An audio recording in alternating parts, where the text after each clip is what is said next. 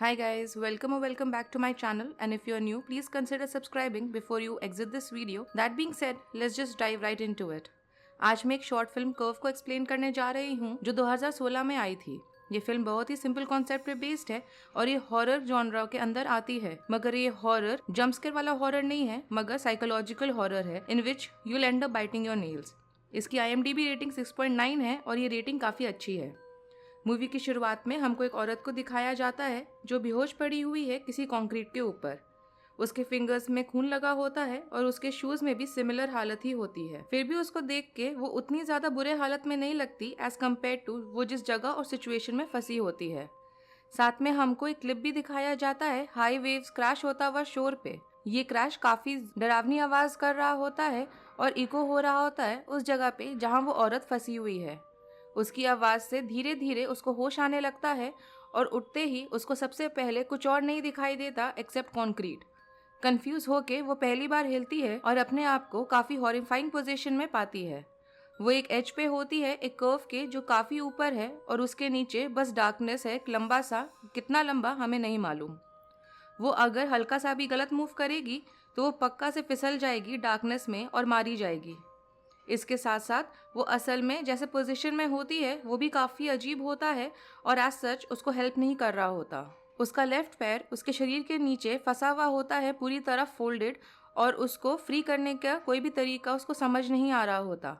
जब वो पहली बार उस एज को देखती है तो वो एज एक्सपेक्टेड फ्रीक आउट हो जाती है। वो वापस से ऊपर खिसकने की कोशिश करती है मगर वो उसके लिए बिल्कुल भी हेल्पफुल नहीं होता और वो और ज़्यादा नीचे घिसक जाती है। अभी के लिए वो एज के नीचे नहीं गिरती मगर ऐसा होना कभी भी हो सकता है। स्लाइड होने की वजह से उसका लेफ्ट पैर और ज़्यादा ऊपर चला जाता है जिससे कि उसको बहुत ज़्यादा दर्द हो रहा होता है।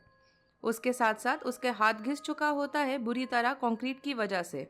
उसकी सांस बढ़ने लगती है और वो अपने लाइफ को बचाने के लिए धीरे धीरे प्रे करने लगती है मगर उसका चांस बचने का काफ़ी कम लग रहा होता है।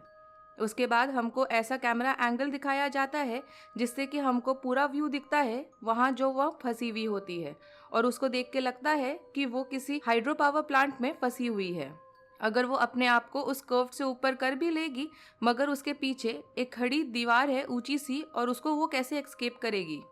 मगर वो दीवार उसका इमीडिएट कंसर्न नहीं होता है और वो पूरे सिचुएशन से परेशान हो रही होती है कि तभी जोर से हॉर्न बजने की आवाज़ आती है नीचे डार्कनेस से। उसको सुन के वो डर जाती है और उसका फॉल उसके लिए और भी ज़्यादा ड्रेडफुल हो जाता है। वो शांत होकर सोचती है और कंक्लूड करती है कि वो आवाज़ मोस्ट लाइकली तेज़ हवा चलने की वजह से हुआ होगा। ये सोच के वो थोड़ा सा रिलीव्ड होती है कि तभी पहले से भी ज़्यादा तेज़ आवाज़ उसको सुनाई देता है और दूसरी बार तो बहुत ही भयानक तरीके से आता है। वो ऊपर देखती है फ्रस्ट्रेशन में और ज़ोर से चिल्लाती है। कुछ समय बाद सब कुछ एकदम शांत हो जाता है और उसको बस अपने ज़ोर ज़ोर से सांस लेने की ही आवाज़ आ रही होती है और उसके दिमाग में बस किसी तरह से सरवाइव कैसे करें वही ख्याल चल रहा होता है। उसको ये मालूम होता है कि अगर वो नहीं हिलेगी तो वो इवेंचुअली मारी जाएगी, मगर उसको ये भी मालूम है कि अगर वो हिलती है तो हो सकता है कि वो तुरंत मारी जाए। कुछ सेकंड्स लंबी सांस लेके खुद को शांत करने के बाद वो अपना राइट पैर और हाथ को जोर से कंक्रीट में जमाती है और अपने आप को पलटने की कोशिश करती है। ये प्लान उसका बैकफायर कर जाता है और वो फिर से एकदम नीचे फिसल जाती है कर्व के एज पे। वो अपने आप को शांत करने की कोशिश करती है और कुछ समय सोच के उसको रियलाइज होता है कि उसको ट्राई करना छोड़ देना चाहिए अपने पैर को सीधा करने का ख्याल। उसको अपने आप को बस ऊपर किसी तरह पुल करना होगा जिस पोजीशन में वो है ऑलरेडी और उसमें ही रहते हुए, और उसके पास और कोई चॉइस नहीं होती है मगर वो फिसलने की वजह से और ज्यादा वीक हो गई थी। अब उसके हाथ में और भी ज्यादा खून बहने लगता है छिलने के बाद उस कंक्रीट पे। वो अपने राइट हाथ को उठा के हल्का सा अपने फिंगर्स को अलग करती है जो ब्लड की वजह से साथ में चिपक चुका होता है। उसके बाद वो अपने जैकेट में अपना हाथ साफ करती है जिससे वो फिसले तो उसको रोक सके और अपना ग्रिप बना सके।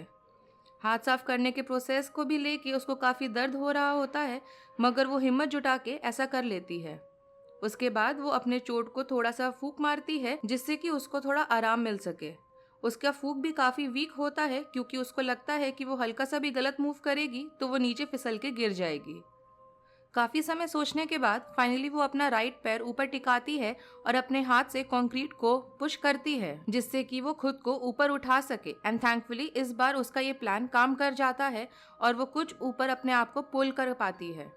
वो थोड़ी रिलीव्ड होती है और लंबी सांस लेती है खुद को शांत करने के लिए। उसका अब दूसरा हाथ दर्द हो रहा होता है और सुन पड़ जाता है इस वजह से। फिर भी वो हिम्मत जुटा के अपने एक एक हाथ को फिर से फूंक मारती है कि उसको थोड़ा रिलीफ मिल सके और फिर खुद को ऊपर पुल करने के लिए तैयार होती है और फिर से वो करती है और सक्सेसफुल भी हो जाती है। मगर अब वो धीरे धीरे हैलुसिनेट करने लगती है। उसको अपने सामने कर्व पे ब्लड बना हुआ दिखता है हैंड प्रिंट्स में, मगर उसकी बॉडी नहीं होती है उसके विजन में। वो अपना हाथ को देखती है और फिर सामने वाले वॉल के हैंड प्रिंट्स को भी देखती है और फ्रीक आउट होने लगती है। अब वो अपने आप को काफी ऊपर खींच चुकी होती है, मगर अभी जस्ट पीछे भी उसके खड़ा दीवार होता है लंबा सा, और चाहे वो कुछ भी हो जाए उसको तो वो नहीं पार कर पाएगी। मगर पैनिक में वो अपना नेक्स्ट स्टेप बिना सोचे समझे लेती है और फिर से वो चढ़ाई से चढ़ने की जगह ऊपर फिसल जाती है। उसको जल्द ही बिना सोचे अपना नेक्स्ट मूव लेने का रिजल्ट भी मिल जाता है और वो थोड़ा सा नीचे स्लाइड हो जाती है। उस पैनिक में वो और ज्यादा हैलुसिनेट करने लगती है। वो सामने देखती है तो उसका वो जो हैंडप्रिंट बना हुआ उसको दिखता है, वो और ज्यादा लंबा घसीटा हुआ दिखाई दे रहा होता है और वो अपने आप को वापस ऊपर खींचने की कोशिश करने लगती है, मगर अचानक से जोर से आवाज आती है और वो रुक जाती है। वापस हैंडप्रिंट्स को देखने पे उसको दिखता है कि वो 2 और वहाँ पे हैंडप्रिंट्स आ चुके हैं। अब उसके पास 2 ही ऑप्शन होता है, या तो वो अपने आप मरने का वेट करे या तो कुछ भी मूवमेंट अगर करेगी और ज्यादा तो जल्द ही नीचे गिर के मर जाएगी। उसके माइंड में आता है कि जो भी हो वो करके ही अगर वो सरवाइव कर सके तो उसको वो करेगी ही। उसके माइंड का ये गलत मोटिवेशन देना सीधे सीधे बताता है कि उसको सिचुएशन का सीरियसनेस समझ नहीं आ रहा होता। अब ऑब्वियसली वो जिस सिचुएशन में है उसमें कोई भी नहीं एक्सपेक्ट कर सकता कि वो सही सोचे। बस अब प्रॉब्लम ये है कि उसके अंदर जो सरवाइव करने का कीड़ा है, कहीं उसकी वजह से वो और जल्दी गिर के ना मारी जाए अंधेरे के अंदर। अब उसके सिचुएशन में कोई भी और इंसान अब तक गिव अप कर चुका होता। वो हिम्मत करके अपने हाथ को फिर से फूंकती है और अपने आप को फिर से उठाने के लिए रेडी हो जाती है। कुछ स्प्लिट सेकंड्स में वो वापस से नीचे स्लाइड कर जाती है। उसके पास ऐसा भी कोई चांस नहीं है कि वो अपना प्रोग्रेस को गवा सके जो इतने मुश्किल से उसने हासिल करा था। उसका पैनिक और हैलुसिनेशन दोनों बढ़ने लगता है और अब वो तीसरी बार उस हैंडप्रिंट की तरफ देखती है और नोटिस करती है कि वो और भी ज्यादा बढ़ गए हैं। अचानक स्क्रीचिंग की आवाज आती है बैकग्राउंड में। वो उस आवाज से अपने आप को कंपेयर करती है जो उसको लगता है कि नीचे अंधेरी वाली जगह से आ रही है। अब तक उसका हाथ बुरी तरह से छिल गया था और ऐसा लग रहा था कि अब कोई स्किन ही नहीं बची है उसके हाथ में छिलने के लिए। बादल गरजने लगता है और ऐसा लग रहा होता है कि वो उसको चिढ़ा रहा है, मगर वो औरत उस चीज पे बिल्कुल केयर नहीं करती और जल्द ही भयानक बारिश होने लगती है जिससे कि उसकी प्रॉब्लम और ज्यादा बढ़ जाती है। वो कॉन्टेम्पलेट करने की कोशिश करती है कि ये उसके अगेंस्ट जा रहा है या उसकी मदद कर रहा है, क्योंकि बारिश की वजह से वो शायद और जल्दी मर जाए और उसकी जो सफरिंग है वो खत्म हो जाए, या फिर वो जल्दी से अपना होप सरवाइव करने का ही उसको मार डाले।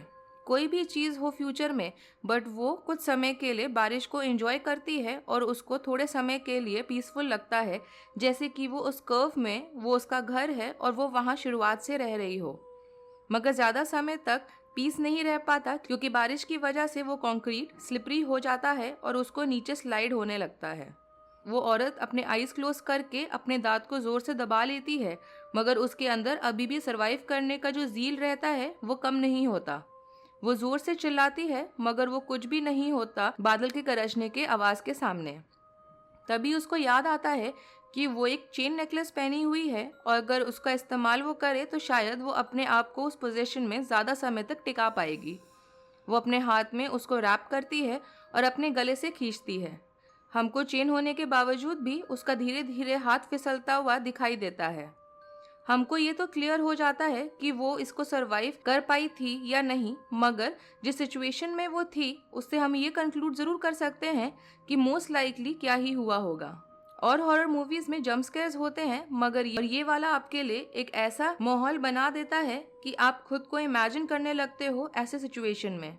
ये आपके ह्यूमन इंस्टिंक्ट्स के साथ खेलता है What do you think? Let me know कि अगर आप ऐसे सिचुएशन में फंसे होते तो आप क्या करते in the comment box down below. और अगर आपको इसकी एक्सप्लेनेशन पसंद आई हो तो do leave a like, subscribe to my channel and thanks for watching. Bye.